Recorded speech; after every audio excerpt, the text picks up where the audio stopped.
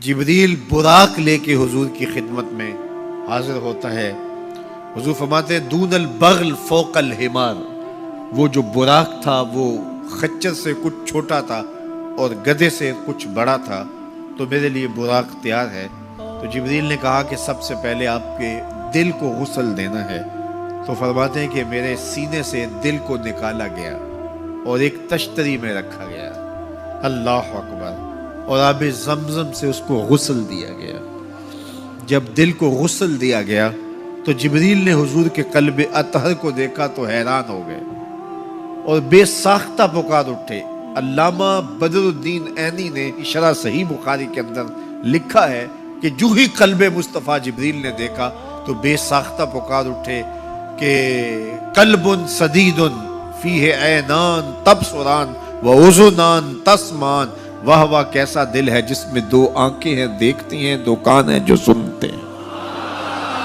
ایسا دل کائنات میں پہلے کسی نے نہیں دیکھا، نہ کسی کا ہوا ہے، جس میں آنکھیں بھی ہوں، جس میں کان بھی ہوں۔ جو قصیدہ پڑھا جاتا ہے مصطفیٰ جان رحمت پہ لاکھوں سلام، اس پورے قصیدہ سلامیہ کے اندر حضور کے ایک ایک عضو کی تعریف کی گئی ہے۔ کبھی ہونٹوں کا ذکر کرتے ہیں، پتلی پتلی گلے قدس کی پتیاں، ان لبوں کی نزاکت پہ لاکھوں سلام۔ کبھی ہاتھوں کا ذکر کرتے ہیں، ہاتھ جس سمت اٹھ گئے غنی کر دیا، بحر موج سماحت پہ لاکھوں سلام۔ کبھی بازوؤں کا ذکر کیا، جن کو بارے دو عالم کی پرواہ نہیں، ایسے بازو کی طاقت پہ لاکھوں سلام۔ کبھی سر کا ذکر کیا، جس کے آگے سرے سروراں خم رہے، اس سرے تاج رفعت پہ لاکھوں سلام۔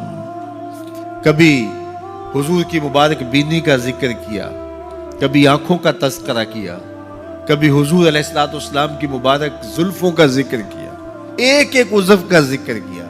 چلتے چلتے جب دل پہ آئے تو اعلی حضرت کا قلم نہیں رک جاتا اور سوچتے ہیں کیا لکھوں، اور اعلی حضرت بولے دل سمجھ سے ورا، دل سمجھ سے ورا، مگر یوں کہوں غنچائے راز وحدت پہ لاکھوں سلام۔ دل سمجھ سے بالا ہے لیکن یوں کہہ دیتا ہوں اللہ کے رازوں کا امین ہے تو وہ قلب مصطفیٰ ہے صلی اللہ علیہ وسلم۔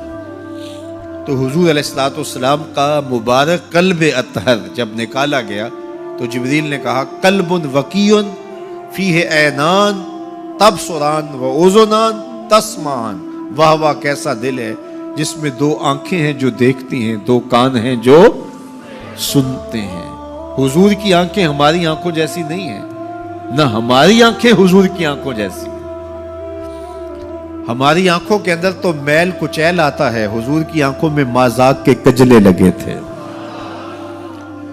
مست آنکھیں رضا مازاق کے کجلے والی، مست آنکھیں رضا مازاق کے کجلے والی، گر میری سمت بھی اٹھیں تو مقدر جاگے، گر میری سمت بھی اٹھیں تو مقدر جاگے۔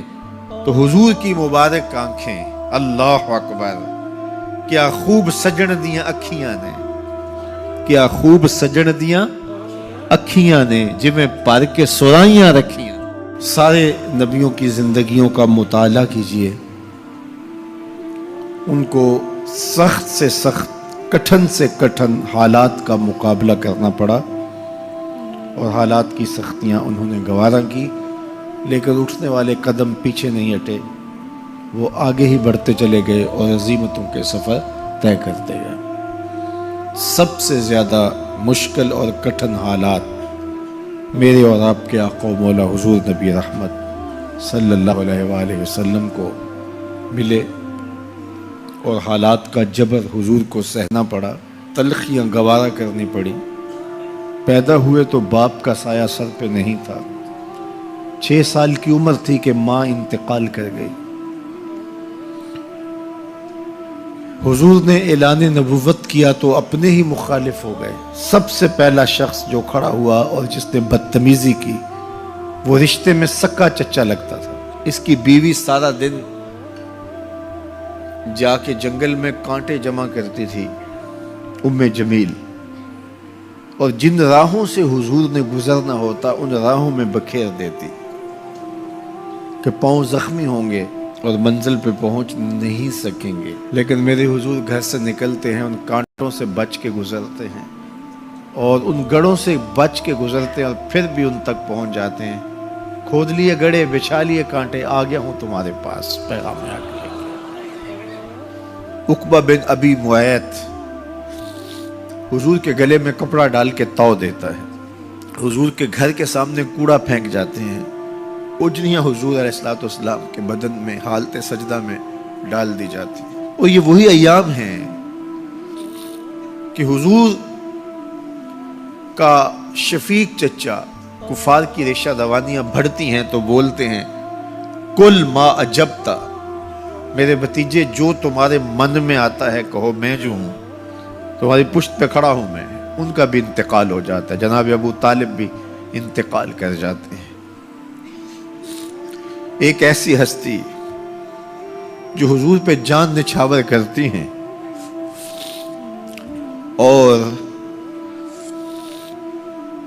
کوئی بھی تکلیف ہوتی ہے تو حضور ان سے بات کرتے ہیں تو دل کا بوجھ ہلکا ہوتا ہے، وہ ہے زوجہ رسول سیدہ خدیجۃ الکبریٰ رضی اللہ تعالی عنہا۔ نزول وحی کے بعد جب حضور کی طبیعت پر ایک گرانی آتی ہے تو وہ خدیجۃ الکبریٰ ہی تھی جو کہتی ہیں کہ کلا واللہ ما یخزیک اللہ ابدا، حضور آپ پریشان نہیں ہو، آپ کا رب آپ کو کبھی بھی تنہا نہیں چھوڑے گا اور آپ کو پریشان نہیں ہونے دے گا، اس لیے کہ آپ دکھیوں کے کام آتے ہیں، ضرورت مندوں کی ضرورتیں پوری کرتے ہیں، اور جن کا کوئی کمانے والا نہیں آپ اس کی مدد کے لیے کھڑے ہوتے ہیں، یتیموں کا سہارا ہیں اور بیواؤں کا آسرا ہیں۔ آپ کا رب آپ کو کبھی بھی پریشان نہیں ہونے دے گا۔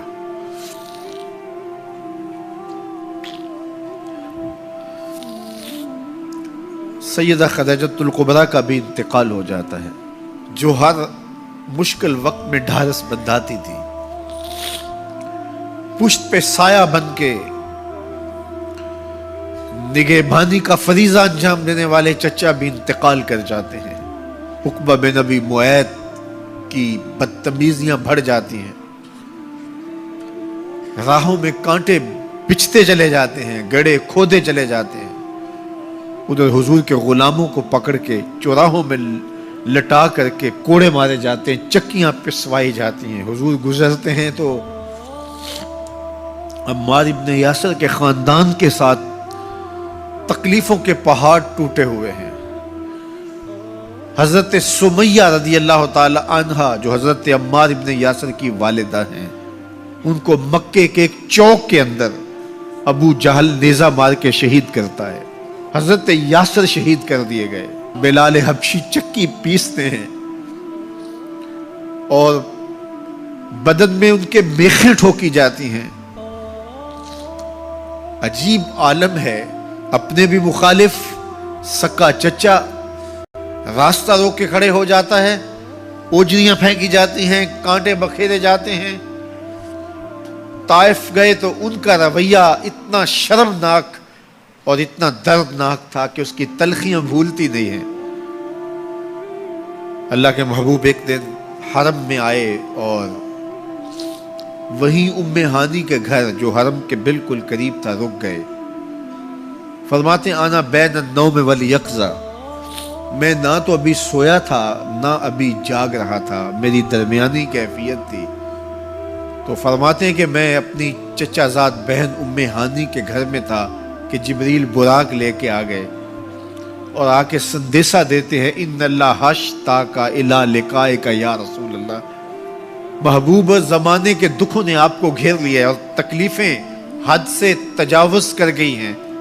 رب کہتا ذرا آؤ نہ میں رخ سے نقاب اٹھاؤں اور آپ کو جلوہ کرا کے سارے غم غلط کر دوں اور سارے دکھ دور کر دوں۔